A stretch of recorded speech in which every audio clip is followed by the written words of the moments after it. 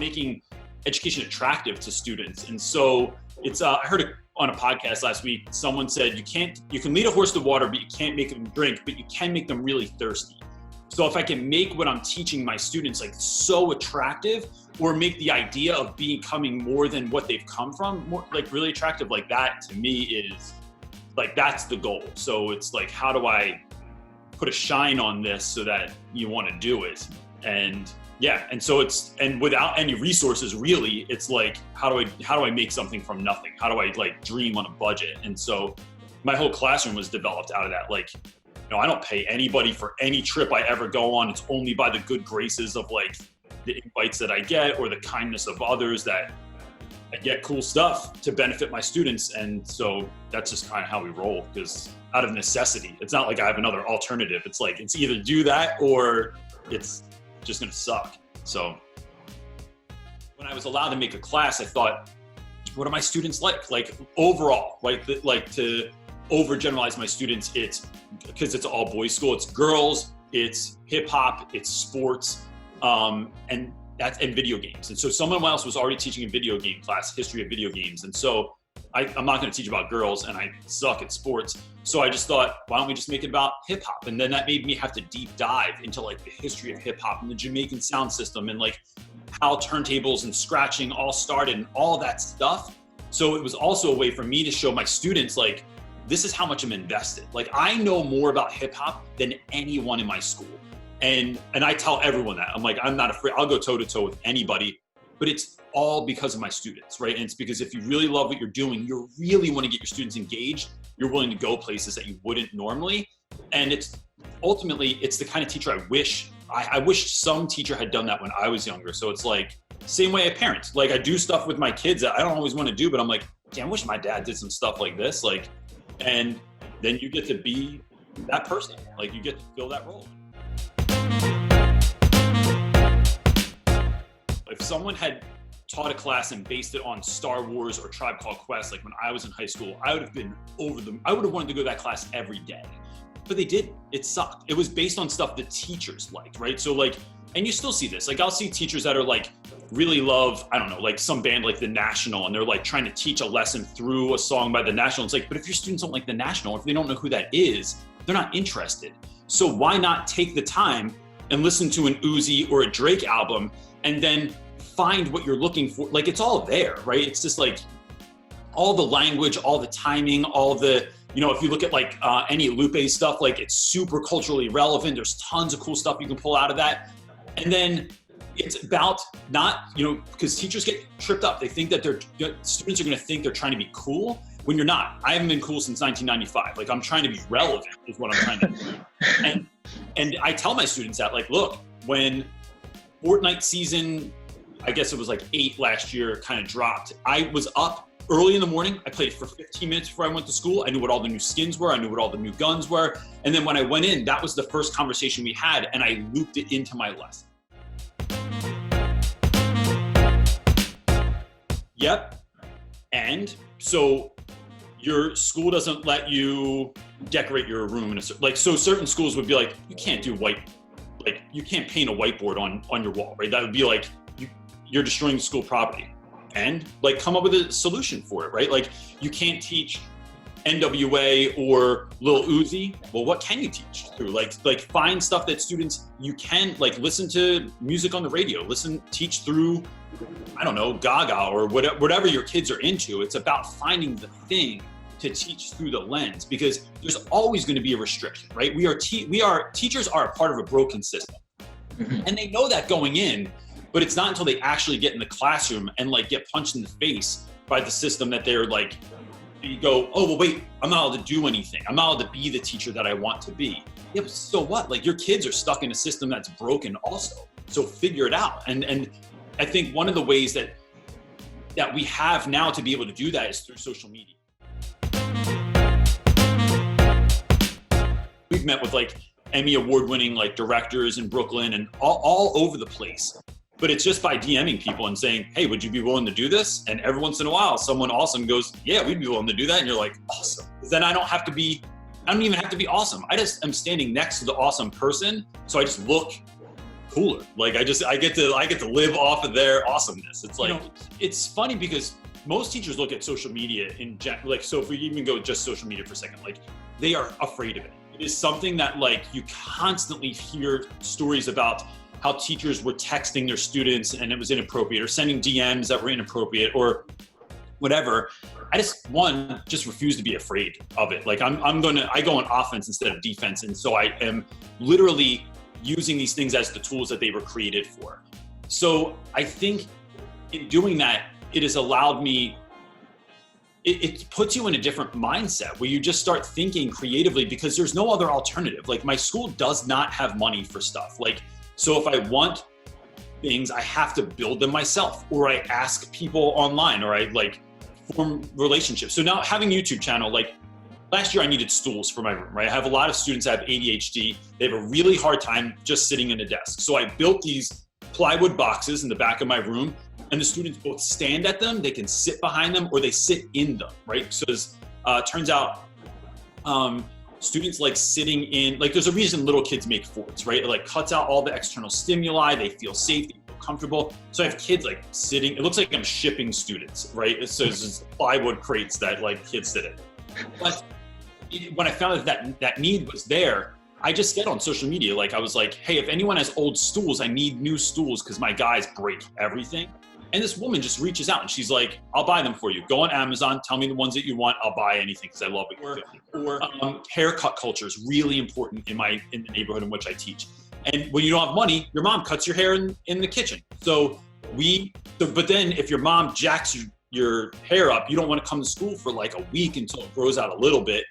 And so we just started collecting money online. Like I just put it out there. I do a live feed every Sunday night on my YouTube channel to help teachers like with whatever they're dealing with. And I said, hey, if I was to ask for you to donate to haircuts, would people do it? And like that night we raised like $200, right? From the jump. And whenever I ask that, those needs are met by other people. And it's that same thing. It's because people want to help others. So then when you do that stuff, you just start thinking, well, what else is possible? What else could I have for my students? Like when you meet Gary Vaynerchuk, you're like, well, who else could I connect with? And so that really, I think that creativity, that creative mindset really starts building momentum. And then you're like, it just opens you up to new ideas and worlds. And so like, even in my classroom, like my classroom is unlike any other classroom I've ever been in my life. And that I have like this giant 8-foot driftwood tree that I made. I have like blackboard paint all over my walls, where I've like because I hate posters that are in most teachers' rooms where it's like an eagle flying over a mountain, or something about simile and metaphors like on the far wall. It's like, kids shouldn't be reading posters on the wall, man. We're supposed to be paying attention. But we have like flying books in my classroom that I made that are hanging from fishing string that look like they're flying all over the classroom. And just that difference, that shift makes my room have a much different feel to it, from the lighting that I use to the way I display my books on these floating bookshelves I have all over the place. I think that builds momentum. And when people are in your space, they feel more creative. They're willing to do weirder stuff because you are a weird dude already. So I think that momentum builds up, and I think that spurs creativity in everyone that's kind of even in your environment. It helps that. I've gone to see DJs where they've like taught my students like how to scratch vinyl old school. And so even if you hate school, you can't hate that. And so if I can start creating that love and that interest in learning, then students are willing to go with you anywhere. But it's just about figuring out, what are your students like? What are they interested in? And then if they're into YouTube, there's got to be a YouTuber out there that even if you live in North Dakota and no one's coming to North Dakota, you can Skype with them. Like get that person to Skype. So we Skyped last year with the guy that did all of the credits for all the Avengers movies. So like all the cool artwork in there and all the way they lay out all their credits. And I just had a small group of students that were interested in that, and they stayed after school. And for 10 kids, we met with this guy, and it was awesome. I have another person that has a vineyard. They grow wine in New Zealand, and but they're really go-getter like entrepreneurs on social media. They know everyone from Tim Ferriss to Gary Vee. And so if I want to meet Tim Ferriss, like I go to this person first, I meet with him, I kind of get what I can from my students, and then it's the next step to something else also. So it's that simple.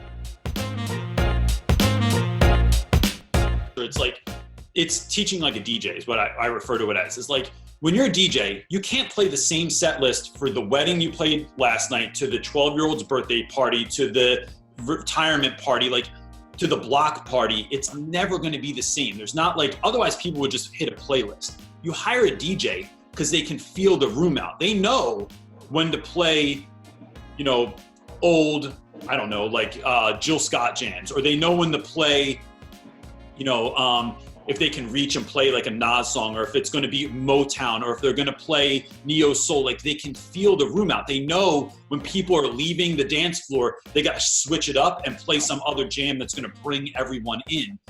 And so you have to have that sense of your room also when you're a teacher, is like knowing what is interesting. And when you try a lesson, and even if you worked your ass off to create it and it sucks, you got to scrap it. Like or figure out how to teach that thing a different way. And so in my first year, I had this great idea. We were going to learn about persuasive writing. We were going to study the I Have a Dream speech. We were going to watch it. And I was like super stoked about it because I was like really passionate about that.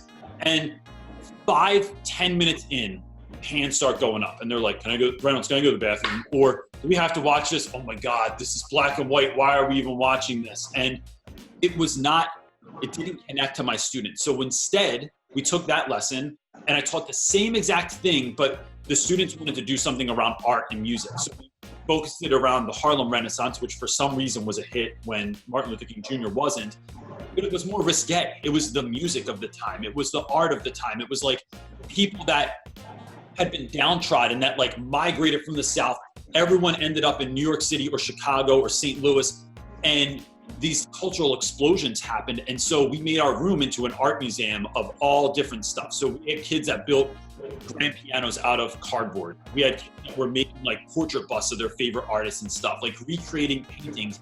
And the room was awesome. And so it was just that shift. I still taught all the same persuasive techniques that I needed to teach, but it was just through something that actually engaged the students and made them excited. And we had kids that were coming in from 7 o'clock in the morning and sometimes staying until like 6:30 when the school like made us leave.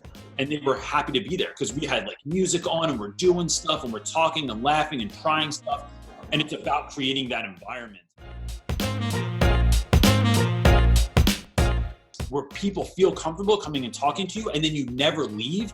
Like I have guys that have graduated 10 years ago. I have students from my old school that still come back to my new school in West Philly just to hang out for the day, just to come see me for the day. Like, and so it's about engaging with your students for long enough that they know that all these antics, you're not gonna win, bro. You can hit somebody with a chair. I'm still showing up tomorrow. Like we're gonna get to the bottom of this because you're that important to me. And letting students know that, like letting them know that like, I'm not afraid to tell you that I actually care about you. And your success is the most important thing to me. And so if I can convey that to you, like most people in their life, even adults, don't have someone that says that. Don't say like, hey, I'm really proud of you for working so hard, or for trying to get, like, I'm so glad you're going to therapy and you're really working through your stuff. Like we don't have cheerleaders. And if I can do that for my students, it's like the greatest gift I can give them, even more than the lessons, right? Because now your mindset is different and you feel like you're worth something and you can accomplish stuff. Then when I go, hey, we got to do vocab, it's like, all right, like we do anything because we are part of a community of people that care about one another. So I think that's what it comes down to. One, I think the idea of work-life balance is largely a myth, right? Like it is because it's like surfing, right? Like sometimes the waves are really big and you have to figure out how to navigate that. And sometimes you're just kind of sitting out in the ocean on your board and you're chilling, and that's fine too. What I try to do is like be really mindful when I'm doing stuff. So the last 2 days I was at the beach with my kids, speaking of surfing, like we just like went and like boogie boarded for 2 days and had fun. That's all I did. I didn't check email. I didn't check a DM. There was this whole thing happening on Instagram that I didn't become a part of because I was focusing in on what I was doing. And so when I'm working, I'm only doing work. I'm not at school, I'm only at school. I'm never doing I'm never working on YouTube. I have a new side business that I'm building with some partners. Like I'm not working on that. I'm not answering their emails. It's only about just doing the thing that I'm doing. And I think when we, to borrow from Ron Swanson always said, I never half-ass anything, I whole-ass everything. And so that idea of like, I'm only focusing on that one thing is how I'm able to like get stuff done, because I'm not feeding my kids and working on emails and taking the dog out. It's like, nope, my wife and I have this understanding that like when I'm working, I'm just working, but when I'm family time, I'm just family time. And it's about trying your best to not multitask, which is something I suck at anyway. So I'm really just playing to my strengths. So it's like figuring that out for me has been the way that like I'm able to get the most out of my everything I do, even in YouTube, right? So all my videos are created for younger me. So the initial idea behind YouTube was, when I started doing teacher content, was I even thought about making videos where I would like just speak to my former self, like this is what you should do in this situation. And so the book is the same idea. The book is, how do you navigate all these things, from dealing with like toxic teachers, or like not even just toxic teachers, but like in all work environments, there's the people that are like kind of the miserable curmudgeons that are like, make everyone feel like crap when they're around them, to how do you deal with kids that are dealing with things you never dealt with in your life. So I had a student last year whose brother was killed at a vigil. So his friend died, the guy goes to the vigil and gets shot at the vigil. And now the student has to show up to school the next day because there's no use staying home because there's no one there and he feels lonely. I've never been through that in my life. And so for that, it's like, I've learned that my attention is far more important than my advice, right? So like, I do not have answers for half the things that my students go through, but I can learn to just sit with them, and that helps. And that's something I didn't know when I started teaching. So it's like learning like all the lessons I've learned to just help that first year me succeed, because most teachers don't stay past the first or third year. That is like, but if they do, the percentage goes way up that they're going to stick it out. And what we need are teachers that are going to stick around. So if I can provide some of those tips and tricks that are going to help you to really meet students' needs in those first couple of years, then you can win. And so it's that simple. So, but even in that term of that creating community, right? So like, do I get students that buy more? I think that was the initial question also, was like, how do I get students to buy into that with that silliness? It is about creating a culture in which people are caring about one another. And I have a big part in the book about that, where you are, there's this idea in education, and it's real, where, white folks want to go teach in the hood. And then there's this sort of savior complex of like, I'm going to go there, I'm going to show up, I'm going to change these children's lives. And although that's a good idea, right? Like you're trying to help someone. But the idea of trying to save someone is a fool's errand. And also the idea of being the one, right? So like, if you look at any teacher movie ever, from Dead Poet Society to Freedom Writers to Dangerous Minds, it's always about the one teacher that did the thing. And I think whether it's a part of a business or you're a part of a school, it is always about the community of people that are working towards a goal that is so much stronger. Like, it's like the sum is more powerful than its parts kind of an idea, where like, if you can go into a school and find a community of people, even if it's 1, 2, 3 people that you are working together, it's always going to be better. And so I think teachers have this twisted idea a lot of times where they just want to be the one that changes education. It's like, nah, bro, like I want to be part of the community of people. It's just more fun. It's like, no one wants to go to a party by themselves. If you had a party by yourself in your living room, that shit would suck. But if you had people that were like a whole bunch of people that you trusted, that you felt good around, like that makes everything in your life better. Whether it's the workplace, whether it's school, whether it's, driving into work, like it's just having that community of awesomeness around you just makes everything better. And so I just think school can be that as well. I come from a family of clowns, like just jackasses. And so that's sort of innately like who we are. But the funny thing is when you teach, when you're in education, like they tell you in college, there's this rule to don't smile until Christmas, right? Like don't smile until December, they say, because you don't want kids to mistake your kindness for weakness. And so I tried that, and it literally lasted 2 days in my first year of teaching. And I thought, I can't do this. Like I went to the worst high school in South Jersey. I've seen kids like beat within an inch of their lives. And I grew up like in a totally normal, like Leave It to Beaver kind of neighborhood.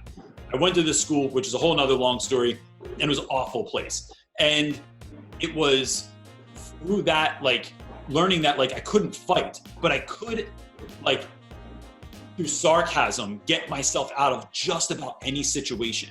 And so now I use that in teaching all the time. Like I never yell. Like I do yell if it's necessary, but like largely like I don't yell, I don't do power struggles, I don't have 50 rules, I don't do any rules in the first 3 days of school. And I only have one rule in my classroom. So it's about shifting some of those paradigms where you're creating space for like, who am I? And how am I best going to operate in an authentic way? And so that's just what it is. It's not like, if someone's not funny, they shouldn't try to be funny. If I wasn't just naturally kind of a clown, I wouldn't do the things I do. I'd figure out a different way. And I think it's about figuring out who you are authentically, and then what does that bring to the table to make where you are a better place.